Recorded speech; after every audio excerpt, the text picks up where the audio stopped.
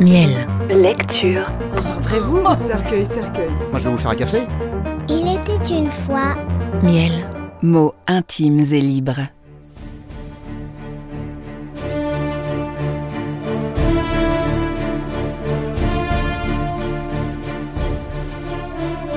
Le comte de Monte Cristo. Lu par Martin Amic. Chapitre 23. L'île de Monte Cristo.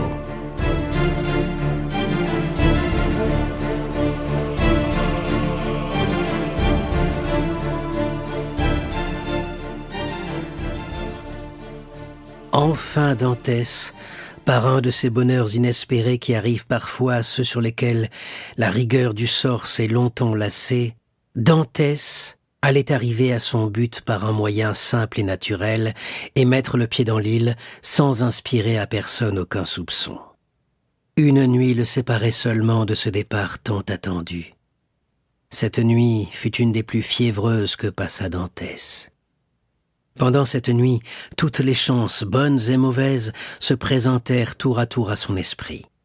S'il fermait les yeux, il voyait la lettre du cardinal Spada écrite en caractères flamboyants sur la muraille. S'il s'endormait un instant, les rêves les plus insensés venaient tourbillonner dans son cerveau. Il descendait dans les grottes aux pavés d'émeraude, aux parois de rubis, aux stalactites de diamants. Les perles tombaient goutte à goutte comme filtrent d'ordinaire l'eau souterraine. Edmond, ravi, émerveillé, remplissait ses poches de pierreries. Puis, il revenait toujours, et ces pierreries s'étaient changées en simples cailloux. Alors, il essayait de rentrer dans ces grottes merveilleuses, entrevues seulement, mais le chemin se tordait en spirales infinies, l'entrée était redevenue invisible. Il cherchait inutilement dans sa mémoire fatiguée ce mot magique et mystérieux qui ouvrait pour le pêcheur arabe les cavernes splendides d'Ali Baba. Tout était inutile. Le trésor disparu était redevenu la propriété des génies de la terre, auxquels il avait eu un instant l'espoir de l'enlever. Le jour vint, presque aussi fébrile que l'avait été la nuit, mais il amena la logique à l'aide de l'imagination, et Dantès put arrêter un plan jusqu'alors vague et flottant dans son cerveau. Le soir vint, et avec le soir, les préparatifs du départ. Ces préparatifs étaient un moyen pour Dantès de cacher son agitation. Peu à peu, il avait pris cette autorité sur ses compagnons de commander comme s'il était le maître du bâtiment. Et comme ses ordres étaient toujours clairs, précis et faciles à exécuter, ses compagnons lui obéissaient non seulement avec promptitude, mais encore avec plaisir. Le vieux marin le laissait faire. Lui aussi avait reconnu la supériorité de Dantès sur ses autres matelots et sur lui-même. Il voyait dans le jeune homme son successeur naturel et il regrettait de n'avoir pas une fille pour enchaîner Edmond par cette haute alliance. À 7 heures du soir, tout fut prêt. À 7h10, on doublait le phare juste au moment où le phare s'allumait. La mer était calme, avec un vent frais venant du sud-est. On naviguait sous un ciel d'azur où Dieu allumait aussi tour à tour ses phares, dont chacun est un monde. Dantès déclara que tout le monde pouvait se coucher et qu'il se chargerait du gouvernail. Quand le Maltais, c'est ainsi que l'on appelait Dantès, avait fait une pareille déclaration, cela suffisait, et chacun s'en allait coucher tranquille. Cela arrivait quelquefois. Dantès, rejeté de la solitude dans le monde, éprouvait de temps en temps d'impérieux besoins de solitude. Or, quelle solitude à la fois plus immense et plus poétique que celle d'un bâtiment qui flotte, isolé sur la mer, pendant l'obscurité de la nuit, dans le silence de l'immensité et sous le regard du Seigneur.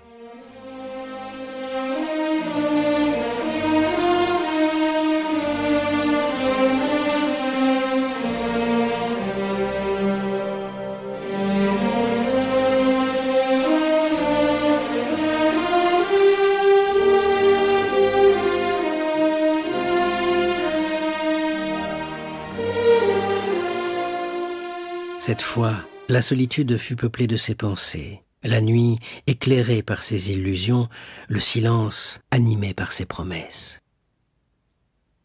Quand le patron se réveilla, Le navire marchait toute voile. Il n'y avait pas un lambeau de toile qui ne fût gonflé par le vent. On faisait plus de 2 lieues et demie à l'heure. L'île de Monte Cristo grandissait à l'horizon.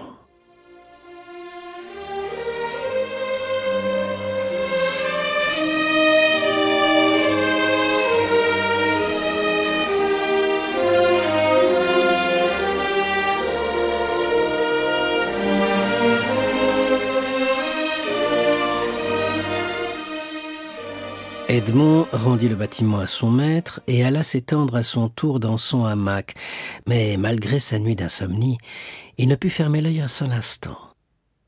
2 heures après, il remonta sur le pont. Le bâtiment était en train de doubler l'île d'Elbe. On était à la hauteur de Maresiana et au-dessus de l'île plate et verte de la Pianosa. On voyait s'élancer dans l'azur du ciel le sommet flamboyant de Monte Cristo. Dantès ordonna au timonier de mettre la barre à bâbord afin de laisser la Pianosa à droite. Il avait calculé que cette manœuvre devrait raccourcir la route de 2 ou 3 nœuds. Vers 5 heures du soir, on eut la vue complète de l'île. On en apercevait les moindres détails grâce à cette limpidité atmosphérique qui est particulière à la lumière que versent les rayons du soleil à son déclin.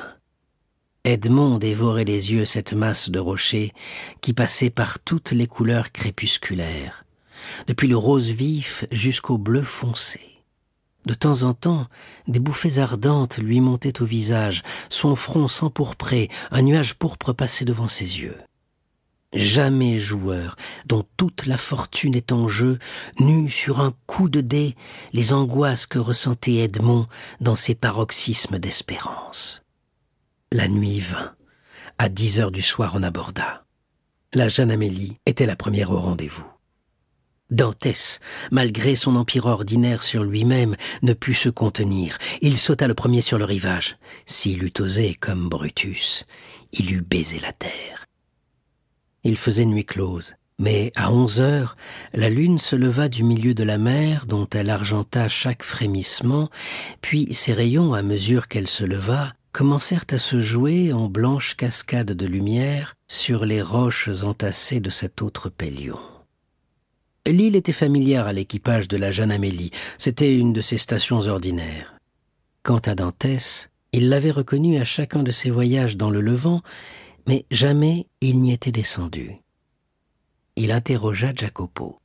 « Où allons-nous passer la nuit ?» demanda-t-il. « Mais à bord de la Tartane » répondit le marin. « Ne serions-nous pas mieux dans les grottes ?»« Dans quelles grottes ?»« Mais dans les grottes de l'île. »« Je ne connais pas de grottes, » dit Jacopo.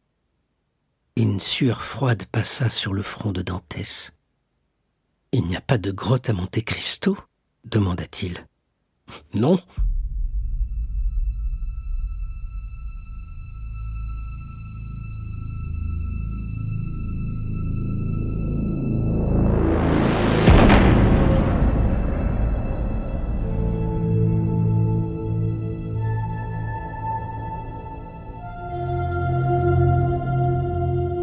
Dantès demeura un instant étourdi.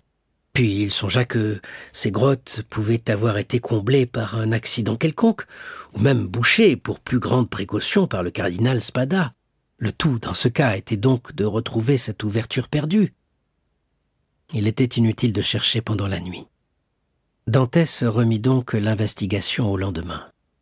D'ailleurs, un signal arboré à une demi-lieue en mer et auquel la Jeanne Amélie répondit aussitôt par un signal pareil, indiqua que le moment était venu de se mettre à la besogne.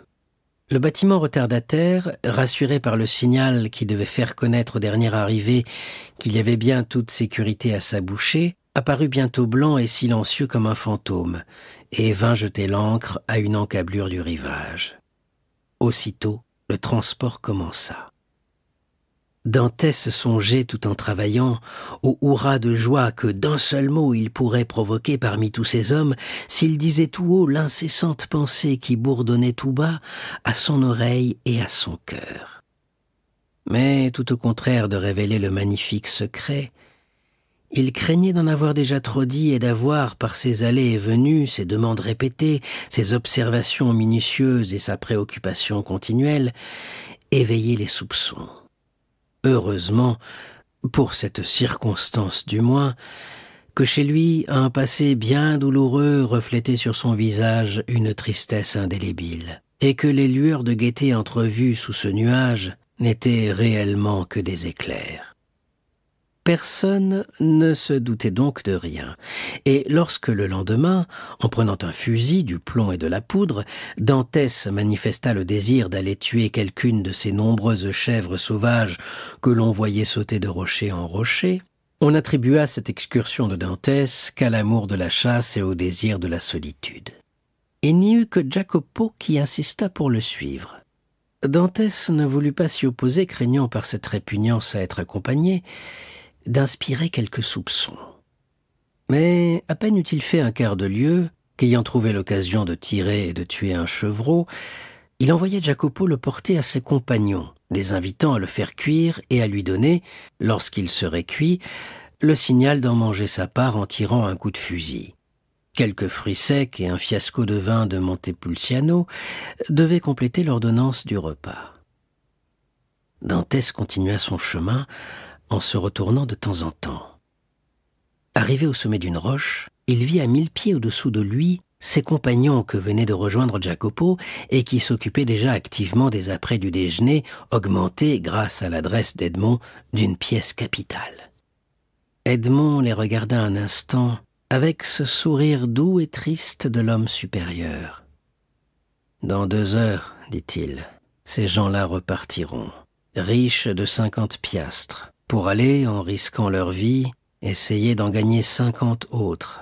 Puis ils reviendront, riches de 600 livres, dilapider ce trésor dans une ville quelconque, avec la fierté des sultans et la confiance des nababs. Aujourd'hui, l'espérance fait que je méprise leur richesse, qui me paraît la plus profonde misère. Demain, la déception fera peut-être que je serai forcé de regarder cette profonde misère comme le suprême bonheur.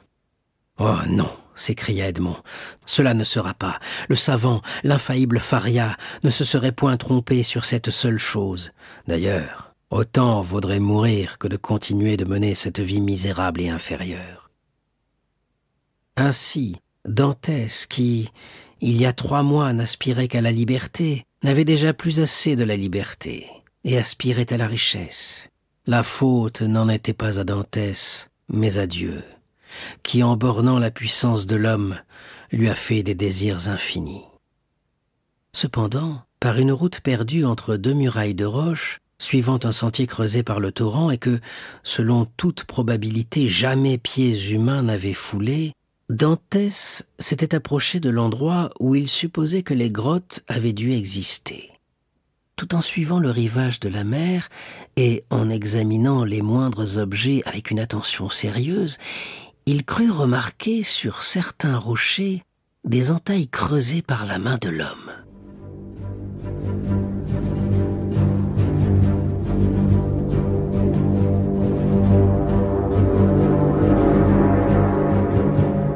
Le temps, qui jette sur toute chose physique son manteau de mousse, comme sur les choses morales son manteau d'oubli, semblait avoir respecté ces signes tracés avec une certaine régularité, et dans le but probablement d'indiquer une trace.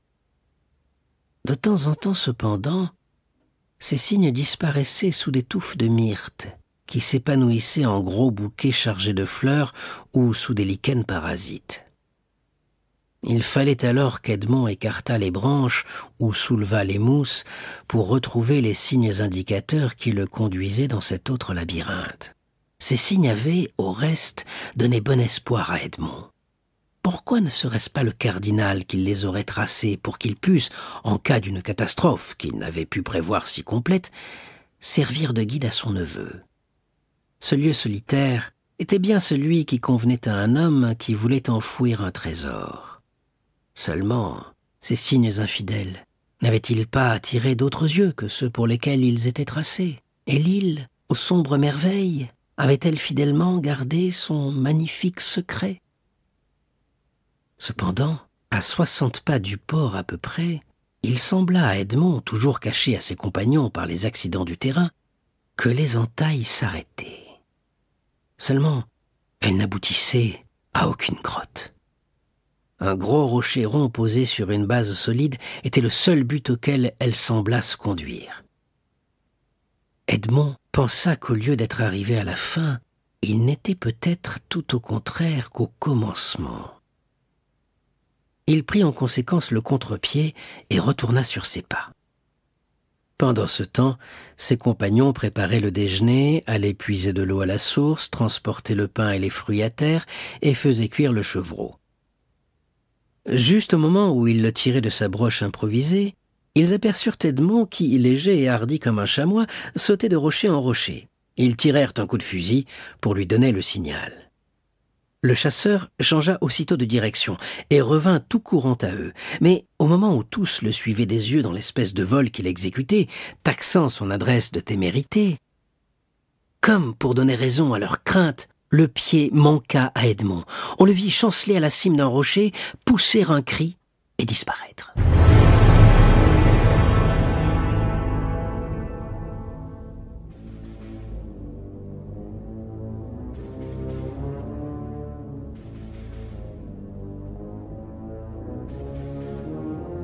Tous bondirent d'un seul élan, car tous aimaient Edmond malgré sa supériorité. Cependant, ce fut Jacopo qui arriva le premier.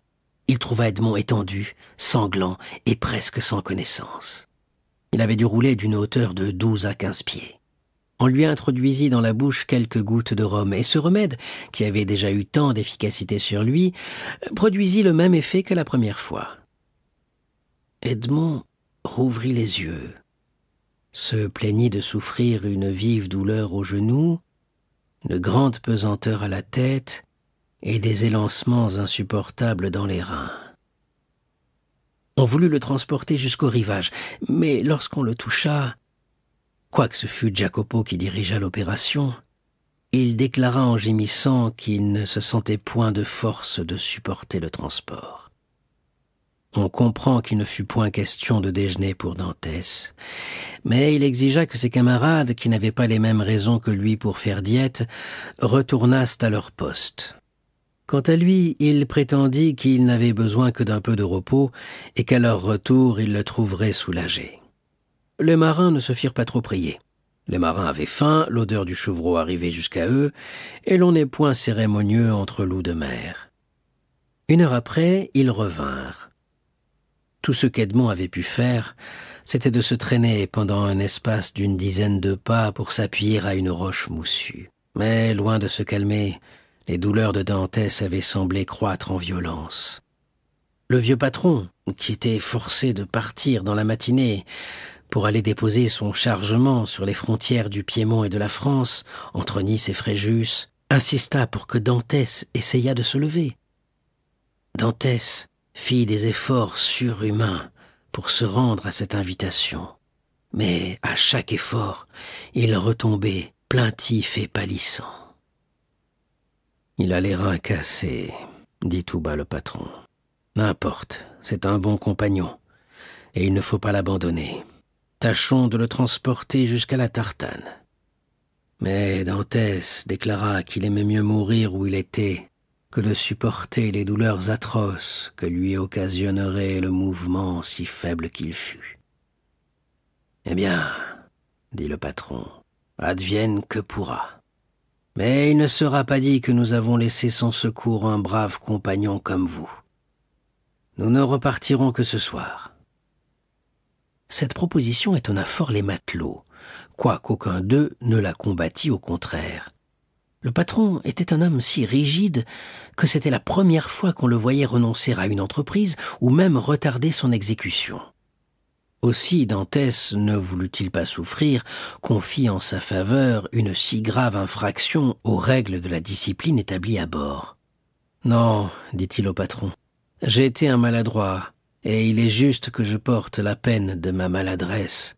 Laissez-moi une petite provision de biscuits, un fusil, de la poudre et des balles pour tuer des chevreaux, ou même pour me défendre, et une pioche pour me construire, si vous tardiez trop à me venir prendre, une espèce de maison. »« Mais tu mourras de faim, dit le patron. »« J'aime mieux cela, répondit Edmond, que de souffrir les douleurs inouïes qu'un seul mouvement me fait endurer. » Le patron se retournait du côté du bâtiment, qui se balançait avec un commencement d'appareillage dans le petit port, prêt à reprendre la mer dès que sa toilette serait achevée. « Que veux-tu donc que nous fassions, Maltais ?» dit-il. « Nous ne pouvons t'abandonner ainsi, et nous ne pouvons rester cependant. »« Partez, partez !» s'écria Dantès. « Nous serons au moins 8 jours absents, dit le patron. Et encore faudra-t-il que nous nous détournions de notre route pour te venir prendre. »« Écoutez, dit Dantès, si d'ici 2 à 3 jours vous rencontrez quelques bâtiments pêcheurs ou autres qui viennent dans ces parages, recommandez-moi à lui. Je donnerai 25 piastres pour mon retour à Livourne. Si vous n'en trouvez pas, revenez. » Le patron secoua la tête. « Écoutez, patron Baldi, il y a moyen de tout concilier, dit Jacopo. Partez, moi je resterai avec le blessé pour le soigner. »« Et tu renonceras à ta part de partage, dit Edmond, pour rester avec moi ?»« Oui, dit Jacopo, sans regret. »« Allons, tu es un brave garçon, Jacopo, dit Edmond. Dieu te récompensera de ta bonne volonté, mais je n'ai besoin de personne, merci. Et j'espère trouver dans ces rochers certaines excellentes herbes contre les contusions. » Et un sourire étrange passa sur les lèvres de Dantès. Il serra la main de Jacopo avec effusion, mais il demeura inébranlable dans sa résolution de rester, et de rester seul. Les contrebandiers laissèrent à Edmond ce qu'il demandait, et s'éloignèrent non sans se retourner plusieurs fois, lui faisant à chaque fois qu'il se retournait tous les signes d'un cordial adieu, auquel Edmond répondait de la main seulement, comme s'il ne pouvait remuer le reste du corps. Puis, lorsqu'ils eurent disparu, « C'est étrange, » murmura Dantès en riant, « que ce soit parmi de pareils hommes que l'on trouve des preuves d'amitié et des actes de dévouement. » Alors, il se traîna avec précaution jusqu'au sommet d'un rocher qui lui dérobait l'aspect de la mer, et de là, il vit la tartane achever son appareillage, lever l'ancre, se balancer gracieusement comme une mouette qui va prendre son vol, et partir. Au bout d'1 heure, elle avait complètement disparu. Du moins, de l'endroit où était demeuré le blessé, il était impossible de la voir. Alors, Dantès se releva, plus souple et plus léger qu'un des chevreaux qui bondissaient parmi les myrtes et les lentisques sur ces rochers sauvages, prit son fusil d'une main, sa pioche de l'autre, et courut à cette roche à laquelle aboutissaient les entailles qu'il avait remarquées sur les rochers. « Et maintenant !»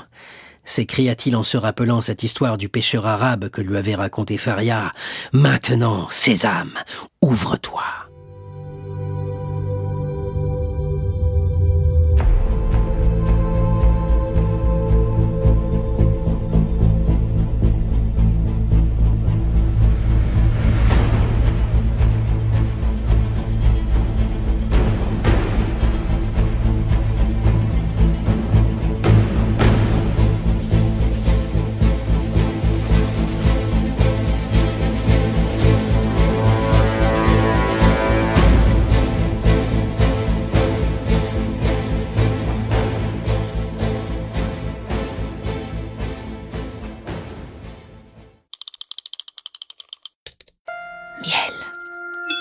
Mots intimes et libres.